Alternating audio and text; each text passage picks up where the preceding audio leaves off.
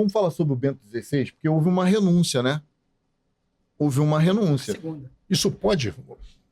Pode. Entendeu?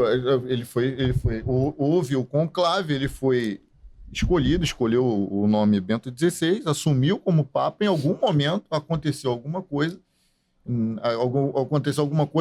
com ele, tipo, de decisão. E ele decidiu que não queria mais ser Papa, provocando um outro conclave que acabou colocando o hoje falecido Papa Francisco no seu lugar, Papa da América do Sul, Argentina e tal. Esse é um tema polêmico. Mas vamos fazer, então, um caminho minimamente histórico só para a gente fundamentar a questão. Vejam. Diferente do que a mídia acha, o que vai ser Papa, o que não vai ser Papa, aquela coisa toda, Bento XVI era pouquíssimo cotado. Pouquíssimo cotado para ser Papa. Tanto que foi uma surpresa. No quarto escrutínio, a gente tinha resposta. Rapidíssimo, de um conclave.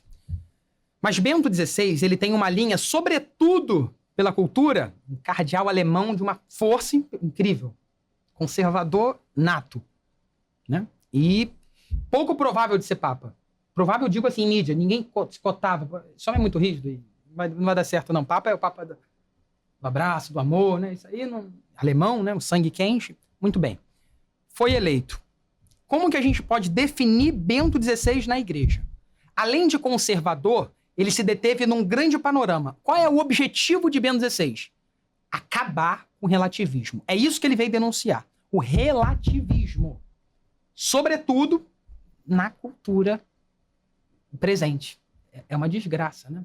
E um Papa alemão, enxergando a Europa de cima, você vê que o relativismo, tudo é relativo, até chegar na moral.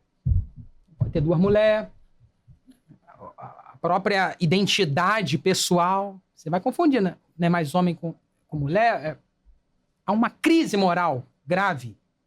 Então, Bento XVI, ele se deteve nisso. E a pegada é muito rígida, né? Muito rígida. Então, quando a gente tem uma transição de Bento XVI para Francisco, não há um escândalo, há uma diferença. Cada um tem um carisma específico.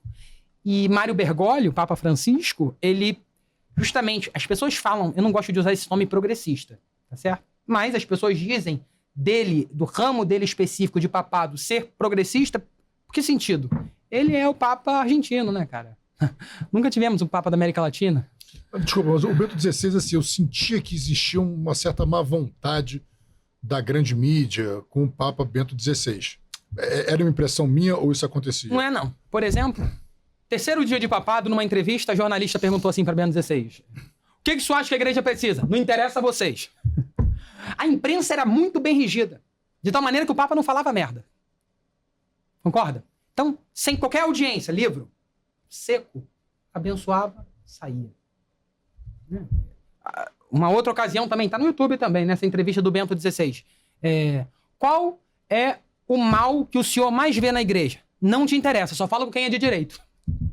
Ou seja, não tinha tanta simpatia com o jornalista, com esse pessoal que quer entrar. Não tem conversa. Por exemplo, um dos papas que mais excomungou a gente. Sabe o amigo do Lula lá, o Boff? Excomungado. Quem é o Boff? Não conhece? Ele é um dos fundadores da teologia da libertação, que fez uma interpretação política.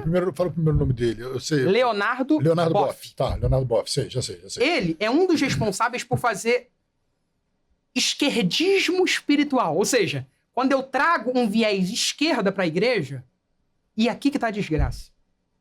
Porque a teologia da libertação, o que ela não entendeu? A ajuda ao pobre, ela é importante, a dignidade de vida, ela é importante, mas eles esqueceram da espiritualidade. Ficou tudo no material. Luta de classe, Marx entrou.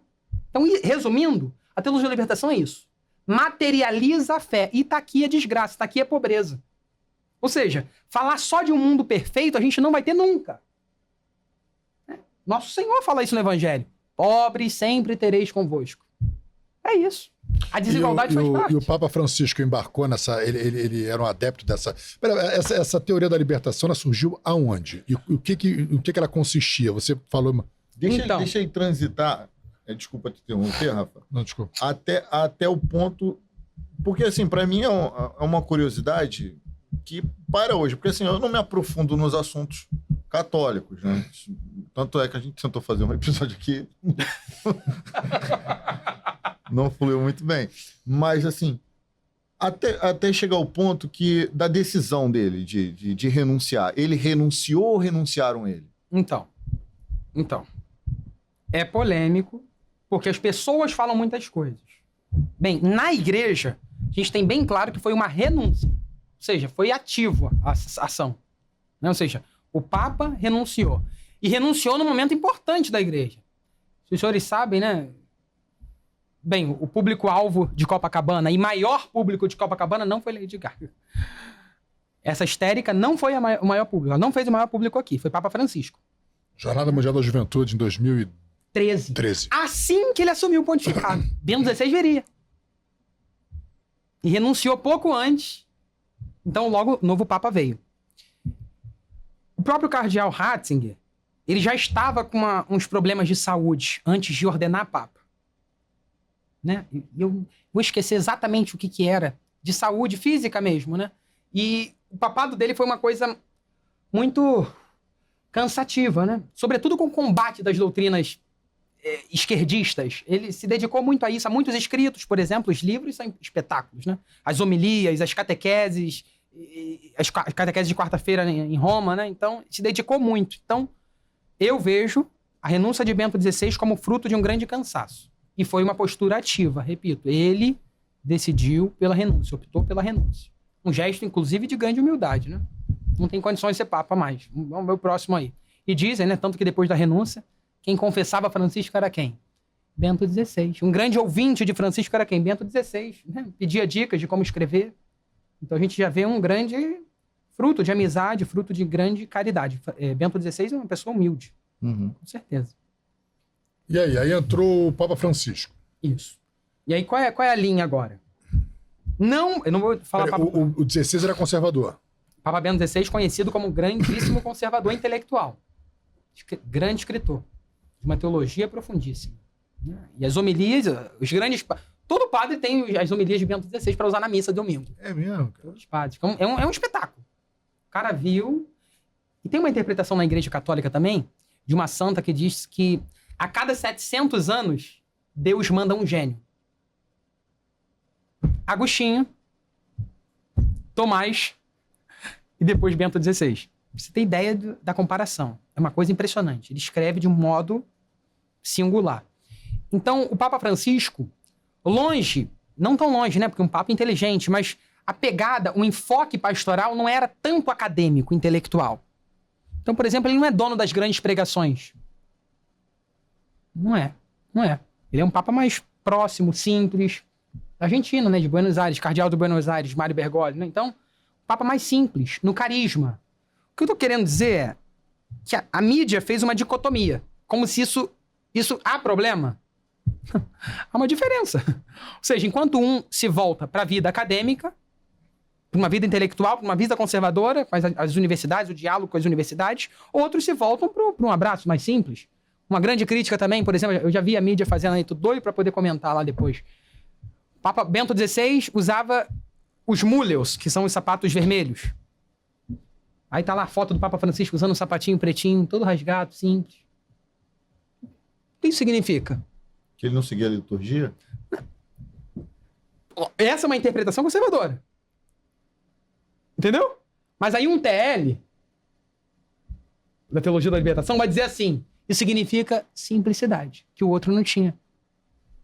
Sempre querendo criar um conflito. Tá entendendo os vieses? O viés assim, é distinto. Se existe um padrão e o padrão vem seguindo por todos os papas, aquele rompe, quem tá fora da regra é ele. Isso, mas eu faço uma interpretação assim. Ele usar o sapatinho preto dele lá também é bonito, não tem problema. Agora, eu vou acabar com Bento, vou dizer que Bento não foi humilde porque usava tal, e esse era humilde? Não. Um tá seguindo uma tradição específica da igreja e o outro optou por não usar. E tá tudo bem, tá tranquilo. Pra ele é mais confortável. E amém. Entende? Por exemplo, uma postura curiosa que tá aí na mídia. Quando um papa toma posse, ele vai pra sala das lágrimas, né? Eu ia falar. Ele vai pra sala das lágrimas, que lá tem várias batinas, né? De papa, né? Magra, gorda, alta, baixa, todos os tamanhos pra caber na pessoa. E ele tem um tempão lá experimentando qual vai ser a melhor. Isso aí tinha no filme. Tinha. Tem? Tinha. Filme Conclave? É. Ih, não fala desse filme. Não, a gente assistiu o filme pra poder fazer nossas análises, né? Então, o nosso aprofundamento foi o filme aqui. do norte que nós precisávamos. Não, e aí ele colocou lá e o Papa Francisco... E eles costumam colocar uma estola portentosa, né? E a primeira postura do Papa lá da sala, né? É saudar o povo. Né? E dar a bênção sobre o povo. E o Papa Francisco surpreendeu todo mundo. Primeiro que ele não colocou a estola, que costuma se colocar como sinal de autoridade. Foi só de batina muito simples, sapato preto. E quando ele chegou lá na sacada do quarto para abençoar as pessoas, ele ajoelhou e falou: quero que vocês rezem por mim. E aí, trazendo agora a mídia. Bento XVI é ignorante, quis se aparecer, quis abençoar todo mundo. Olha o Francisco, não botou nem a estola, simplesmente pediu oração para as pessoas. É a coisa do sapato, entende? Mudaram. Há uma distinção, mas não significa que o outro é arrogante, o outro é humilde. Significa que um gostou da tradição, quis usar a autoridade da tradição, que não tem nada de errado, e o outro foi mais humilde, não tem problema.